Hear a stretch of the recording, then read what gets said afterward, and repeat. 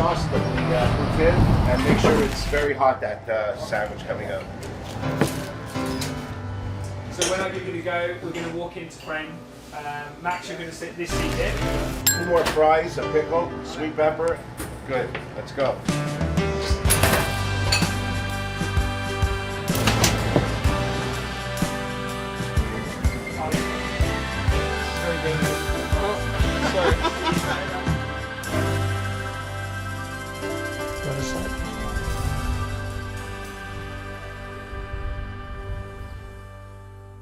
So I'm going to put a question out to the table. We just want to see what goes through your head in the moments before the action starts. So this is for Alisha and Max more specifically. Just before the lights go out, if you could kind of speak about what your mindset is. The grid and the whole paddock is just such a crazy experience. You look at everyone getting into the cars and the number of people and TV cameras. It's an absolute zoo. And some people, they get into that and they can socialize and they can talk, and other people are just in the zone. And it just, I don't know how you switch between, I'm in this mindset where I'm talking to someone, and then I'm in a mindset where I'm actually going to race at 200 miles an hour. I guess before the start of the race, 5 red lights come on. I think for me that's always the most nerve-wracking part of the whole weekend. I always believe at turn 1, that's the most risk versus reward part of the whole race. I think it's where you can lose a race very easily, and it's where you can win a race as well, as you showed at Imola. I find a lot of pressure because there's so many people in your team behind you that goes into putting so much work in behind the scenes to get you there on the grid, and it's then down to you to perform, deliver the results. So I think it's just about staying focused and not getting overwhelmed in the situation.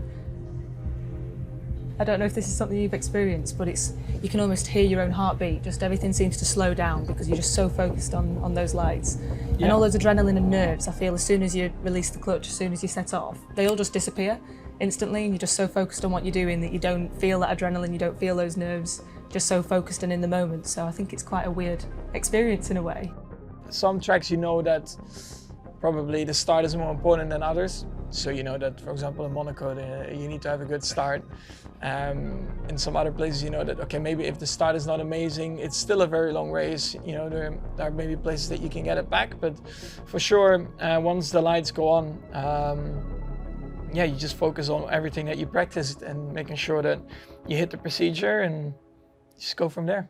The one that jumps to mind is watching Brazil last year, and that first corner, and it's like you're in a different race. And there's obviously part of that's car, but part of it must be mental as well. It was a tough day, to be honest. Emotions from was shooting left and right. So at the end of that day, I was also actually very tired. Yeah.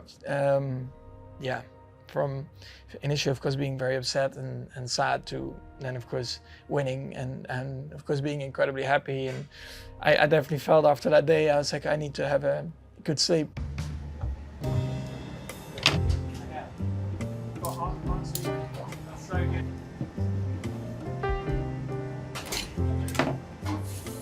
I think it's important to always, where it starts, you have to believe in yourself, that you can do it. Yeah.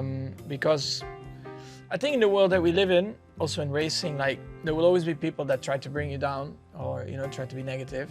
Now, I think what is very important is you have to just try and stay neutral in everything. So positive things, negative things, comments. That's how I grew up. Like I tried to always, whatever, if someone was very positive or negative, I would ignore it. I just focus on myself and believe that, and have the confidence that, yeah, I mean, I belong here. I want to be there. You set, of course, your target of where you want to be, and that's how you move on. Well, I think the easiest way not to achieve something is not to believe you can do it. Yeah. We even have this thing where in teams, like you set these big, audacious, crazy goals, and people tell you they're crazy. But even if you only achieve 80% of them, that's still amazing. The worst thing to do is set this target here, where you actually then will only achieve here. It's much better to dream incredibly big and try and have those moonshots where you're going to achieve it. And whether it's technology or it's personal growth or it's business or people, even if you don't achieve it, there's so much gain you'll make. The moment where I think I felt like I belong here, I think was when I joined Red Bull, to be honest, when I got the email for the first time, when I first started the communication with an F1 team. I mean, I just am the most normal girl. I come from a normal family in Manchester in the UK, so this is all a dream come true, to be honest, the situation that I'm in now. But I feel like whenever I'm in the Red Bull campus, technology campus in Milton Keynes in the UK.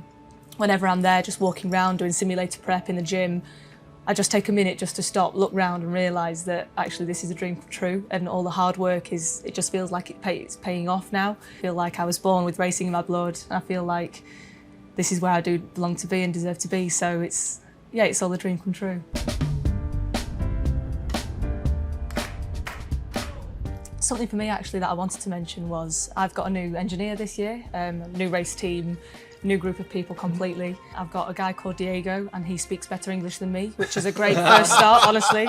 And he's Spanish? He's Spanish, yes, Wow. yeah, so he's a legend, he's brilliant. I think we spent a lot of time this year on the simulator as well. I've spent a lot of time in the Campos factory over in Valencia, just spending time with him so that we learn how each other works, we learn how we can extract the best from each other. I've just been really fortunate with who I've got this year. And so far so good, to be honest. You and GP are just icons, like you're absolute legends. I love listening to you both. So it is very important to have a good relationship with your engineer. Yeah, this is what I was going to ask. What sort of tips would you have in terms of how you work with GP and how do you maximise I mean, again, like if you would tell me right now, like, you need to swap race engineer, I think that's a very difficult thing to accept just because of when you have a good relationship with your engineer. Yeah, radio check. Okay, you are loud. But not clear. I almost don't need to speak because he knows exactly what I need or want from the car. Yeah. And I think you can hear it on the radio. Of course, we have our fiery comments here and there. Max, use your head, please. Are we both doing it or what? You just follow my instruction. No, I want to know if both cars do it. Max, please follow my instruction and trust it. Thank you. But I think it actually works really well for us. But besides that, in like very difficult situations in the race, I think, we can always get the most out of it. With a race engineer, it's not always the easiest, you know, especially when you're new. So I think the more time, you get to spend time together during a race weekend or when you're practicing on the simulator, going for dinners, you know, just also a bit outside of the racing environment, just getting to know the person, you know, I think that always helps. When I listen to you and you're talking to your engineer, it's almost like this complementary personality, and that creates this really positive dynamic. And it sort of reminds me a lot of the teamwork when you see different, you know, it's like putting a team on a field and then playing a sport, and you want complementary skills, and and it seems to be that seems to be this magic that like balances out, makes the communication a bit easier, the emotion gets a bit more balanced. Viva Las Vegas! To the pit lane, please, Max. Or should I call you Elvis? No, don't do that.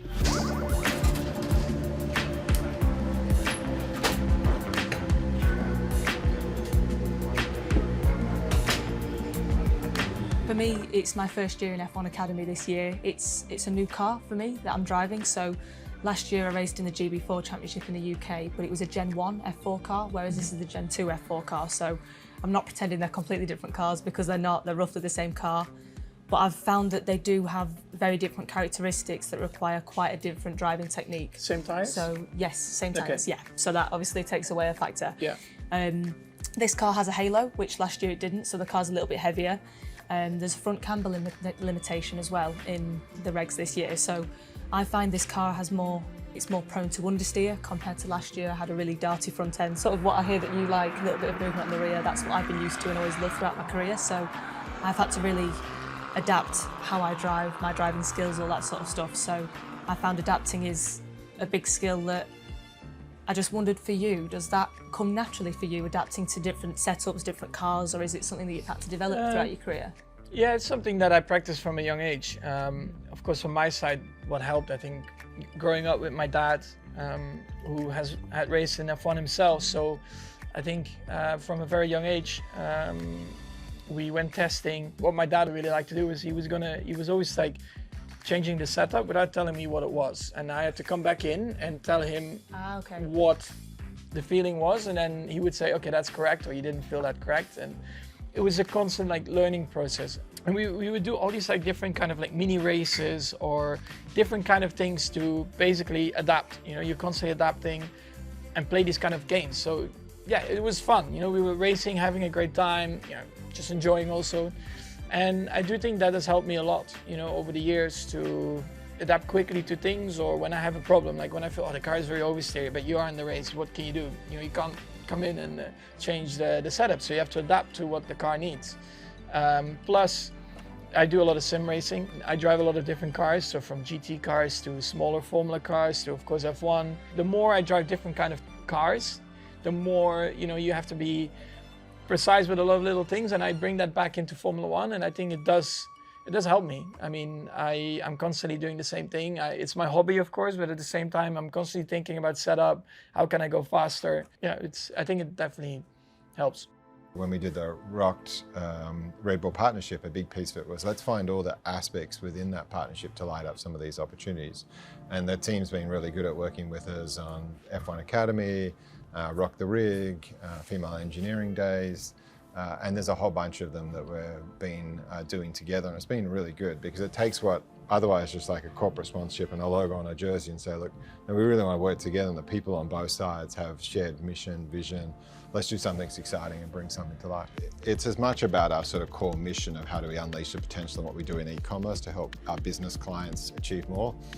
But a big piece of it is also the people. You can't continue to grow a business at 40% every year unless you're actually getting people coming through the business at the same pace. So it's really about finding those groups of hidden talent and saying, how do we actually help them achieve something they couldn't otherwise achieve? Bread's fresh? Yes. Meat's hot? Meat's hot, bread's always fresh. Okay, that's what I want to hear. This looks good enough to eat. I do want to relive. I think probably some moments in 23 to probably appreciate a little bit more what we were doing. Because at the time you always said, you know, you have to be focused, and you're always so focused on that weekend trying to win, and then you go to the next, so you don't actually, it was almost like ticking off boxes, and you're not actually fully embracing and enjoying the moment, and I think you only really fully realize it again once you stop winning that much. Yeah. And You look a lot of box ticking. Yeah, and of course that was amazing, but at the same time, you do not enjoy it as you should. Yeah. I mean, it's just how it is. But if I had the chance, I probably would go back a little bit and try to appreciate a bit more, even on a Sunday after the race or whatever. Just take it in a bit more. Yeah, I think for me, a moment I'd love to just relive and experience again was the opening round of F1 Academy this year, my first race in Shanghai, which I actually won in my debut race, which I know, yeah, thank God. It was an amazing feeling because I think, I mean, as you'll know, in every form of motorsport, you have loads of pre-season testing, there's a lot of preparation work goes on behind the scenes, and you start to get a rough idea of where you think you are, where your strengths and weaknesses are, but you never really know the actual pecking order until the first race. So to have won the first race of the year, it was just the biggest confidence booster for me. Yeah, it was just such an awesome feeling, coming in, pulling up to the first place spot. More people than I've ever seen in my life. Just stood there, I was like, oh my gosh, all these people for me. Making sure you park in the right spot. I know, honestly, not knock over the board, that would have been good, but yeah, that was just an awesome moment. That ability to know, I think, that you faced something down and got through it, just instills this level of confidence and belief in people that then when they get the next challenge, and it doesn't really matter what the challenge is, the more they overcome them, the more they actually get confidence, I think. And they get this inner drive and hunger, which is like, I can crack that problem, I can do it. And once they get that confidence or that belly fire in them, then we see them do incredible things. Have I had a moment that rocked? Look how happy all of your team are. What you can share, of course. The birth of your children is one of those ones. It's like such an amazing personal thing that you know goes with you forever. On the business side, it's when you get those things that you've worked with for a long time, and often they're team related. So you see a group of people that didn't think they could do it, and then they tackle a problem and they solve it. Running a business is like running lots of different sporting teams, and it's like you've got people progressing up the ladder all the time.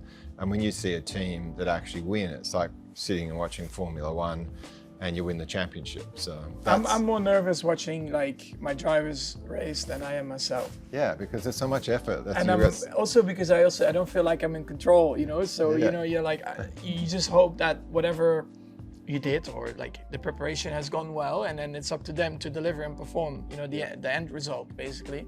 I could see the same with like, when I was racing, like my dad, he was always like very nervous. I'll never forget this. my world championship race in go-karting. I was lined up on the grid, and you just sit there for a few minutes before then they say you can go. And I saw him just going next to the track, like up and down, up and down. I was like, what is he doing? And he's just so nervous. He couldn't stand still. He's just going up and down to make sure that, you made my engine. And he was like, did I do everything right? Like, is it all set up correctly? And he was just like super nervous. And they're just like trotting around. I was like, these kind of things. While I know that when he races himself, he's not nervous. At the time, of course, it was a bit confusing, but now I understand, because even, of course, it's not even like my son or daughter racing. It's like my drivers, but you get very nervous for like a start or like a pit stop or qualifying compared to when I do it myself. I think the moment that rocked for me, just thinking out there right now, is going back to the win in China, the first race this year. Both my parents were there. They've been to every single race, both of them, that I've ever done for the last 10 years, my whole career. They're the most supportive parents. So getting that win and just seeing my parents stood there, I've never seen them so happy, and it just felt really nice just to repay them and make them proud, really, in that moment that I'll always cherish, really. So I'd say that was a moment that rocked. I think the moment that rocked for you that I remember when you were in New York and you went to the NASDAQ launch. Yes. And my marketing team go up and go, someone just commented on our social media feed. And it was your mum. Yeah, I know. She was so excited. Oh, honestly, that was not a moment that rocked for me. Somebody came over to me and was like, oh my God, is your mum called Natalie? And I'm like, oh, why? I'm like, oh no, what has she done? A proud mum moment. Absolutely. That rocks. Absolutely. 100%. That was cool. Moments that rock. I mean, like you mentioned, like, seeing your child for the first time, like your little baby, that is something that is very special. Like for me, those are like moments that rock. Rocked. It's just super nice to see that from when I grew up with my sister, and then seeing her having her babies and having a happy family life. Like, that's amazing. Besides all the performance related stuff that happened, of course, in my career, for me that is the most important. Seeing your family happy and having a good time, living a good life.